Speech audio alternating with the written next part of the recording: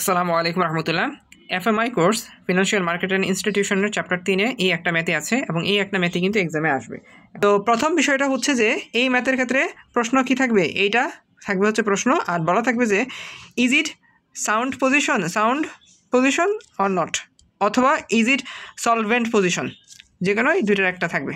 এইটুকু থাকবে প্রশ্ন, এটা থাকবে, এইটুকু হচ্ছে প্রশ্ন। এখানে কি কি দেওয়া আছে, এখানে হচ্ছে টায়ার 1 এবং টায়ার 2 টাইপের যে ক্যাপিটালগুলো, এগুলো সব সমন্বিতভাবে এখানে দিয়ে দিছে। আর এইখানে আরেকটা জিনিস হচ্ছে স্যার যুক্ত করে দেবে, এই একটা টেবিল, এটাও প্রশ্নের সাথে হচ্ছে যুক্ত করে দেবে এই টেবিলটা। এখন এই ম্যাথটা সলভ করার আগে আমাদেরকে অবশ্যই এই টেবিলটা একেবারে মোটামুটি হচ্ছে কিছু জিনিস চিহ্নিত করে মুখস্থ মনে রাখতে হবে। যেমন হচ্ছে এইটুকু হচ্ছে এই যে নামগুলো যেগুলো, এগুলোকে বলা হয় লিয়াবিলিটি। এইটুকুর এই চ্যাপ্টারের ম্যাথে কোনো প্রয়োজনই নেই। এই যে আমি যতটুকু দিছি লিয়াবিলিটি, কোনো দরকারই নেই। তো এইগুলোর নাম মনে রাখার কোনো প্রয়োজন নাই, রাখতে পারেন লিয়াবিলিটি হিসেবে, কিন্তু দরকার নেই, অতিরিক্ত তথ্য দরকার নেই। মনে রাখতে হবে এইটুকু পুরোটা এসসি, এইটুকু পুরোটা কি এসসি, মানে হচ্ছে সাপ্লিমেন্টারি ক্যাপিটাল। এগুলা মানে এইগুলা যে সাপ্লিমেন্টারি ক্যাপিটাল, এটা আপনাকে মনে রাখতে হবে। এগুলা কত, এটা মনে রাখার দরকার নেই। এইটা তো ফুল টেবিল দিয়ে দিবে, আপনাকে হচ্ছে চিহ্নিত করতে হবে কোনটা এসসি আর কোনটা CC. SC means supplement capital আর CC means core capital. Okay, তো এখন আমরা দেখি যে এগুলা কি, এগুলো হচ্ছে সাপ্লিমেন্ট ক্যাপিটাল। স্যার কিন্তু এগুলা মানে এলোমেলো করে দিতে পারে, তখন কিন্তু আমাদেরকে খুঁজে বের করতে হবে। আচ্ছা, এগুলা কি, এগুলো হচ্ছে সাপ্লিমেন্টারি ক্যাপিটাল। তারপর হচ্ছে এইগুলা কি, এই নামগুলা, এগুলো হচ্ছে কোর ক্যাপিটালের মধ্যে পড়ছে এইটুকু পর্যন্ত। এরপর আবার সাপ্লিমেন্টারি ক্যাপিটাল, এরপর এই যে ফিক্সড ডিপোজিটের আগ পর্যন্ত যেগুলো আছে, এগুলো আবার কি কোর ক্যাপিটাল। তো এই জিনিসটা কি করতে হবে, আমাদেরকে মনে রাখতে হবে যে কোনটা কি। ঠিক আছে, আবারও বলছি, পুরো টেবিল কিন্তু দেওয়া থাকবে। সো এগুলো এইসব মানটান মুখস্থ করার কোনো প্রয়োজন নেই, শুধু খালি মনে রাখবেন যে কোনটা সিসি কোনটা এসসি, এই জিনিসটা। ওকে, তো এইভাবে এটা গেল। তারপর হচ্ছে এই ম্যাথটা করার জন্য যেটা একেবারে মুখস্থ রাখা লাগবে, সেই জিনিসটা হচ্ছে এই যে এই দুইটা স্লাইড। ক্যাটাগরি 1-এ যেগুলো আছে, ক্যাটাগরি 2-তে যেগুলো আছে, এগুলো মুখস্থ রাখবেন। ক্যাটাগরি 3 কী আছে, ক্যাটাগরি 4-এ কী আছে। পাশাপাশি ক্যাটাগরি 1-এর পার্সেন্টেজ কত, ক্যাটাগরি 2-এর পার্সেন্টেজ কত, প্রত্যেকটার পার্সেন্টেজ মনে রাখতে হবে, কারণ এই পার্সেন্টেজ দিয়ে হচ্ছে ম্যাথ দিবে। ম্যাথে কি করবে আমি বলি, ম্যাথটা আমরা একটু শুরু করি, তাহলে হচ্ছে আমাদের জন্য সুবিধা হবে। ম্যাথ শুরুতে আমি একটু বলি একটা বিষয়, সেটা হচ্ছে যে এইখানে একটা তথ্য দেওয়া নাই। সেই তথ্যটা কি, এখানে একটা তথ্য পরীক্ষার হলে এক্সামে সাথে দিবে, সেটা হচ্ছে যে প্রশ্ন দিয়ে দিবে, সেটা হচ্ছে যে এই যে আমি এখানে লিখে রাখছি given the risk percentage of core capital tier 1 is 6%। মানে risk percentage core capital tier 1-এর জন্য কত, ধরেন এখানে স্যার ধরছে হচ্ছে 6%, পরীক্ষা দিতে পারে ধরেন 10%, এটা এক্সামের কোয়েশ্চেনে বলা থাকবে। আরেকটা হচ্ছে supplementary core capital tyre 2 is 4%, এটাও পরীক্ষার কোয়েশ্চেনে দেওয়া থাকবে পার্সেন্টেজের হিসাবগুলো। ঠিক আছে, এটা হলো বিষয়। এই প্রশ্নের সাথে আরেকটা জিনিস অ্যাড হবে, এই দুইটা জিনিস। ঠিক আছে, এখন আমরা হচ্ছে ম্যাথ শুরু করি। ম্যাথ শুরুর প্রথমে আমাদেরকে RWA বের করতে হবে। RWA মানে হচ্ছে রিস্ক ওয়েটেড অ্যাসেটস। তো আমরা দেখি এটা কিভাবে আমরা বের করব। দেখেন এখানে প্রত্যেকটা মানের সাথে একটা নির্দিষ্ট পার্সেন্টেজ গুণ হয়েছে। এটা কিসের ভিত্তিতে গুণ হয়েছে, দেখেন এখানে প্রশ্নে যে বলা আছে ট্রেজারি সিকিউরিটিজ কত, এত। ঠিক আছে, এখন ট্রেজারি সিকিউরিটিজের সাথে এটা কত, এটা হচ্ছে 10 লাখ মেবি, হ্যাঁ 10 লাখ। তো এই যে 10 লাখের সাথে 0% কেন যুক্ত হইলো, কিভাবে যুক্ত হইলো, এটার কোয়েশ্চেনের আনসার হচ্ছে আমি যে কিছুক্ষণ আগে বললাম যে আমাদেরকে মুখস্থ রাখতে হবে। এই দেখেন ট্রেজারি সিকিউরিটিজ বলছে না, দেখেন ক্যাটাগরি 1-এর পার্সেন্টেজ কত, 0। ক্যাটাগরি 1-এর মধ্যে কি আছে, ট্রেজারি অ্যান্ড এজেন্সি সিকিউরিটিজ। ঠিক আছে, এইটা যেহেতু আছে সেহেতু ওই যে 10 লাখের সাথে কত গুণ হবে, এই যে 0% যোগ হবে। পরীক্ষায় কি করতে পারে স্যার, কীভাবে চেঞ্জ করবে, স্যার ধরেন ট্রেজারি সিকিউরিটিজ দিল না, এই একই সেম প্রশ্ন কী করলো, ব্যাংক ব্যালেন্স দিল, ব্যাংক ব্যালেন্স দিয়ে কি করলো 10 লাখ দিয়ে দিল। তার মানে হচ্ছে এই ব্যাংক ব্যালেন্স কোন ক্যাটাগরির অন্তর্ভুক্ত, এই ক্যাটাগরি 1-এর অন্তর্ভুক্ত। সো ব্যাংক ব্যালেন্সের যেই মানটা থাকবে যে 10 লাখ, সেটার সাথে কি হবে 0% মানে গুণ হবে। সেম বিষয়।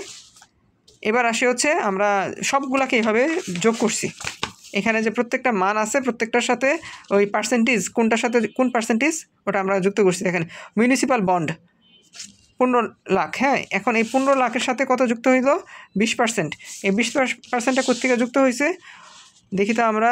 ক্যাটাগরি 2 এর মধ্যে চেক দিই। মিউনিসিপ্যাল, এই যে মিউনিসিপ্যাল জেনারেল অব্লিগেশন বন্ড। ওকে, এই যে এইটাই মিউনিসিপ্যাল জেনারেল অব্লিগেশন বন্ড, এইটাই হচ্ছে মিউনিসিপ্যাল বন্ড, ঠিক আছে, এটাই সেই বন্ড। তো এটার সাথে কত আমরা ক্যাটাগরিতে আমরা মুখস্থ করছি কত 20% গুণ হবে। মিউনিসিপ্যাল বন্ডের যে মান আছে সেটা হচ্ছে 15 লাখ, এই 15 লাখের সাথে 20% গুণ। সেমভাবে আছে কি পরে রেসিডেন্সিয়াল মর্টেজ। ওকে, এটার সাথেও রেসিডেন্সিয়াল মর্টেজ কত, কোথায় আমরা একটু দেখি। রেসিডেন্সিয়াল মর্টেজ হচ্ছে এই যে ক্যাটাগরি 3-এ পড়ছে, তো এটার সাথে কত 50% গুণ হবে, 50% গুণ। তো এইভাবে প্রত্যেকটা যে নাম আছে সেই নামগুলা কোন ক্যাটাগরিতে পড়ে আমাদেরকে এইভাবে ক্যাটাগরি 1, ক্যাটাগরি 2, ক্যাটাগরি 3, 4 বের করব। বের করে এগুলার যে প্রত্যেকটা যে পার্সেন্টেজ আছে ওইগুলো অনুপাতে এইভাবে হচ্ছে গুণ দিব। গুণ দিলেই আমরা হচ্ছে গুণ দিয়ে তারপর আবার যোগ আছে সবগুলো যোগ করে দেবো, গুণ দিব প্লাস যোগ। পরবর্তীতে আমরা এটা পেয়ে যাব কি RWA, রিস্ক ওয়েটেড অ্যাসেটস। এইভাবে হচ্ছে রিস্ক ওয়েটেড অ্যাসেটটা বের করা হয়েছে।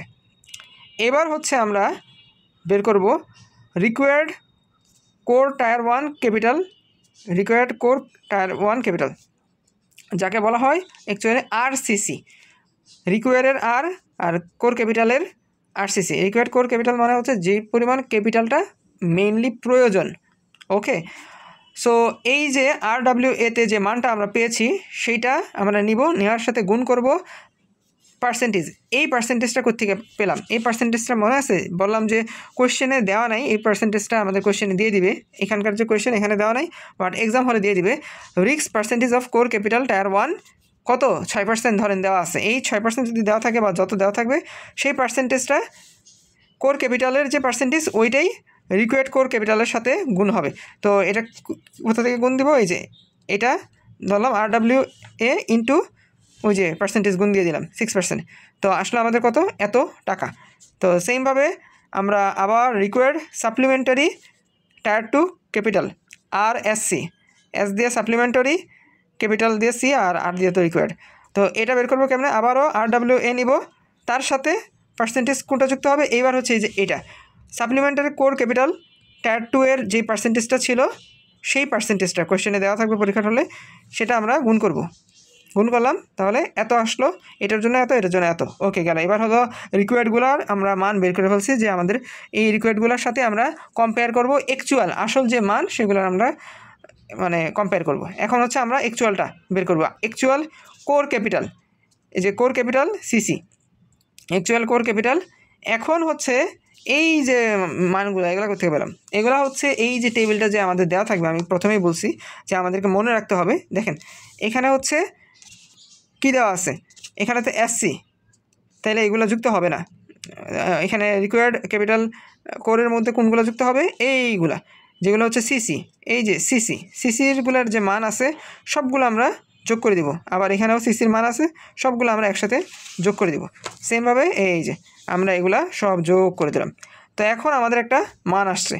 এখন আমরা কম্পেয়ার করব অ্যাকচুয়াল কোর ক্যাপিটাল সিসি এর যে মান, এইটার সাথে আমরা কম্পেয়ার করব রিকোয়ার্ড কোর ক্যাপিটালের যে মান, এইটার সাথে। এই দুইটার সাথে আমরা হচ্ছে যদি কম্পেয়ার করি তাহলে আমরা দেখতে পাচ্ছি এই মানে ম্যাথের ক্ষেত্রে actual core capital CC greater than RCC, এই যে যেটা রিকোয়ার্ড ছিল সেটা বেশি, সেটা মানে রিকোয়ার্ডের চাইতে বেশি আর কি।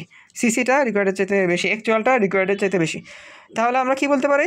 আমরা বলবো ইটস সাউন্ড পজিশন, অথবা আমরা বলতে পারি ইটস সলভেন্ট পজিশন। আর যদি এরকম হইতো সিসি লেস দেন RCC, মানে রিকোয়ার্ডটা বেশি অ্যাকচুয়ালটা কম, তাহলে কি হইতো? তাহলে আমরা বলতাম যে ইটস আনসাউন্ড পজিশন, ওকে, বা আনসলভেন্ট বা সামথিং এরকম, যে it's not a solvent position or it's not a sound position. তো স্যার বলছে আনসাউন্ড বলার লেখার জন্য আর কি। যদি না আসে, এটা যদি রিকোয়ার্ডটা যদি বেশি হয় আর অ্যাকচুয়ালটা যদি কম হয় সেক্ষেত্রে কী হবে? ওই নেগেটিভটা হবে আর কি, আনসাউন্ড অথবা it's not a sound position. তারপর হচ্ছে আমরা বের করব actual supplementary capital SC. SC কোনটা? এই যে আবার টেবিলে চলে যাব, এখানে এই যে যেগুলো আমরা এসসি হিসেবে চিহ্নিত করেছিলাম সেগুলোর যে ভ্যালু, এই যে এসসি, তারপর এই দুইটা এসসি, এগুলোর যে ভ্যালুগুলো আছে সবগুলো আমরা যোগ করে দিব। এই যে আমরা যোগ করে দিলাম। যোগ করে দেওয়ার পরে আমাদের একটা মান আসছে। এই মানটা আমরা কম্পেয়ার করব কার সাথে? আমরা এই রিকোয়ার্ড, এটা তো অ্যাকচুয়াল ছিল, এটা হচ্ছে রিকোয়ার্ড সাপ্লিমেন্টারি ক্যাপিটাল আর এসসি, এটার সাথে কম্পেয়ার করলে দেখা যায় যে এই ক্ষেত্রেও, এই ম্যাথের ক্ষেত্রে দেখা যাচ্ছে যে অ্যাকচুয়াল যেটা সেটাই বেশি, এসসি যেটা অ্যাকচুয়াল সেটা কিন্তু বেশি আসতেছে। ওকে, তাহলে এখানে আমরা বলতে পারি যে it's sound or solvent position. আর যদি রিকোয়ার্ডটা বেশি আসতো, রিকোয়ার্ড আর এসসি, তাহলে আমরা বলতাম যে it's not a sound position or something.